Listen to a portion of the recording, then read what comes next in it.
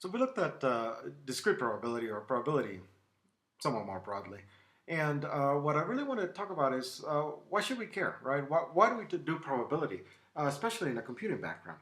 And the answer turns out to be for many reasons. I mean, it's really, really important. So here's one of the reasons. The whole point of programs is to model some aspect of the real world and then implement it using computing, right? So what I'm modeling from the real world might be probabilistic, and so of course I need probability to be able to model it, right? By the way, we don't use the word probabilistic when we're talking about the real world. We usually use the much fancier word stochastic, which is probably Greek for probabilistic. But we talk about stochastic processes, and those are processes that are random, right, in some sort of sense, right? For example, the lottery, right? That would be a stochastic process. Okay, now, of course we would need probability for those, right? It's also the fact that I want probability because I have something that is really deterministic, right? At least in principle, but in practice is so hard to kind of measure deterministically that we prefer to have an approximation that is stochastic. So, for example, how much power do we need today at the University of Wyoming? And the answer is I could in principle just go around and just measure the power that each office is using, that the hallways are using, that, just go through and just measure all of the power. But if I'm trying to do something predictive, it might be really hard to kind of come up with that. Instead, what I might do is just live with an average of what the power consumption is over time. So I might say, for instance, in this particular day, right, which is say late April, okay, in late April, then on average we consume these many kilowatt hours per day.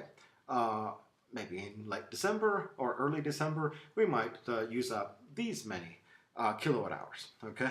And just keep that in history, so now it becomes kind of a stochastic prediction, right? And the reason it's stochastic is because there's a range of certainty, right? It's not going to be exactly this many kilowatt hours. It might be these many plus or minus this amount. Notice that all of that is probability based. All of that is statistics based, okay? And spoilers, that's one of the reasons that we actually ask you to take a course in statistics to get a computer science degree, okay? All right. Now, here's another way that it can happen, right? So I have a totally deterministic process. In this case, it's retail sales. Okay, and retail sales are tremendously important to the GDP of the country, so to the economy, and the reason is that the consumer sector actually accounts for a huge percentage of the GDP. So it would be nice, right, to be able to predict that accurately, right? Let's say the holiday season is coming. How much are consumers going to spend? Again, in principle, we could actually measure that, right? We could ask each consumer to tell us how much he or she spent, but that's complicated, right? So in practice, we'll use some kind of probabilistic way of measuring, and we might say that, oh, in the month of December, retail sales were up by 2.7% over the prior year. And that's based on probability. Maybe I looked at a few malls and saw how much money was spent. Maybe I looked at sales of Amazon and try to extrapolate that to the entire economy.